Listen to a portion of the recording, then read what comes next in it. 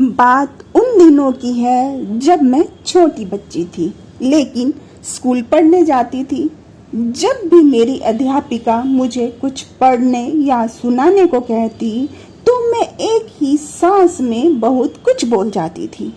मेरी ये बात क्लास के बाकी बच्चों को पसंद नहीं आती थी। मेरी अध्यापिका मुझे बार बार थोड़ा धीरे पढ़ने और धीरे बोलने के लिए समझाती थी। मुझे अच्छे से याद है, एक ही सांस में बोलने के चलते मैं कुछ शब्दों का सही से उच्चारण कर नहीं पाती थी। मुझे भी एक ही बात के लिए बार बार दूसरों की टोका टाकी पसंद नहीं आती थी, जिसका परिणाम ये हुआ कि मैं अपने संपर्क में आने वाले लोगों से दूरी बनाती थी। लेकिन मुझ में कुछ खूबियां भी थी जिसके बारे में मुझे खुद मेरी अध्यापिकाएं बताती थी। मेरे आसपास जो कुछ भी होता था उसको मैं बखूबी कागज पर उतारती थी। मुझे अच्छे से याद है, जब कभी भी मैं अपना लिखा किसी भी पत्र पत्रिका को भेजती तो वो रचना उसमें छप जाती थी।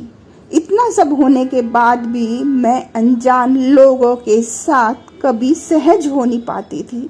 मैं अपना ज़्यादातर समय एकांत में बिताती थी, क्योंकि मैं चाहकर भी खुद से अपनी कमियां छिपा नहीं पाती थी।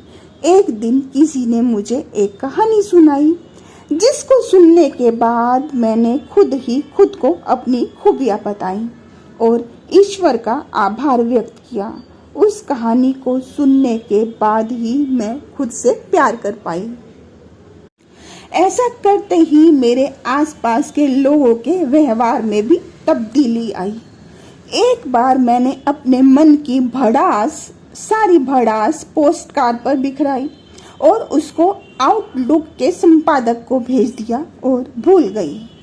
कुछ महीनों बाद जब मेरे नाम 500 रुपये का चेक आया, वो भी आउटलुक पत्रिका की तरफ से, क्योंकि मेरा वो पत्र भी उस पत्रिका का हिस्सा बन गया था। उसके बाद भले ही दुनिया ने मुझ में लाख कमियां गिनवाई, लेकिन मेरे सेल्फ कॉन्फिडेंस में कोई कमी नहीं आई। मुझे मालूम है अब तुम यही कहोगे कि मैंने वो कहानी तो तुमको अब तक नहीं सुनाई।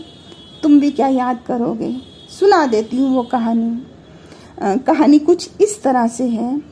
एक इंसान झरनों का साफ पानी लाने के लिए 2 घड़े ले जाता, लेकिन वो गांव के एक आम आदमी की तरह ना तो उस घड़े को सिर पर रखता और ना ही अपने हाथ में उठाता। वो अपने दोनों घड़ों को एक मजबूत बांस के दोनों सिरों पर रस्सी के साथ मजबूती से बांधकर मजे से घर तक ले आता, ये जानते हुए भी कि दोनों में से एक घड़ा हल्का सा क्रैक है और उसमें से पानी रिसता रहता है।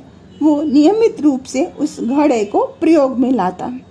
घर तक पानी लाते लाते उस घड़े में से आधा पानी रिस जाता। वो इस बात को भूल जाता। दूसरी तरफ जो घड़ा साबू था, वो खुद पर इतराता और टूटे हुए घड़े को उसकी कमियां गिनवाता। जो घड़ा हल्का सा क्रैक था, वो दूसरे घड़े की बातें सुनकर शर्मसार हो जाता। दूर से पानी भरकर लाने वाले इंसान की मेहनत बेकार हो जाती है, वो ये सोचकर हीन भावना का शिकार हो जाता। एक दिन उसके सब्र का पैमाना छलक गया। उस क्रैक घड़े ने उस इंसान से कहा, आप मुझे दूसरे घड़े से बदल क्यों नहीं देते, जबकि मेरी वजह से आपके बहुत से पानी का नुकसान हो जाता। टूटे घड़े की बात सुनने के बाद उस इंसान ने कहा, तुम्हारी वजह से किसका फायदा या नुकसान हुआ है, चलो आज मैं तुमको तुम्हारी नजरों से दिखाता। लेकिन तुम अपनी आंखों से अपने रास्ते को ध्यानपूर्वक देखोगे, तुमसे इतना वादा चाहता। इस बार वापसी पर टूटे हुए घड़े ने रास्ते को ध्यानपूर्वक देखा। घर से झरने तक के रास्ते की एक तरफ खूबसूरत फूल थे और दूसरी तरफ उजाड़ रास्ता था। घर वापसी के बाद उस इंसान ने उस टूटे घड़े से पूछा, क्या देखा रास्ते में? तो उस टूटे घड़े ने कहा, किसी की मेहनत का परिणाम जो खूबसूरत फूलों के रूप में सामने आया। इससे न सिर्फ पर्यावरण की रक्षा हुई बल्कि फूलों ने अपनी सुगंध से पूरे वातावरण को महकाया। इधर टूटे घड़े ने अपनी बात खत्म की तो दूसरी तरफ उस इंसान ने कहा, इसका क्रेडिट तुमको जाता है। क्यों? तुमको अब तक समझ नहीं आया? तुम्हारे ही पानी ने रास्ते के बीजों को सींचा। तुमने देखा नहीं, रास्ते के दूसरी तरफ हरियाली का कोई नामो निशान नजर नहीं आया। इस दुनिया में कुछ भी 100% परफेक्ट नहीं है, शायद तुमको आज तक किसी ने नहीं बताया। उस इंसान की बात सुनकर टूटा घड़ा होले से मुस्कुराया। अब तुम बताओ, कहानी सुनकर तुमको क्या समझ आया? Thanks for listening.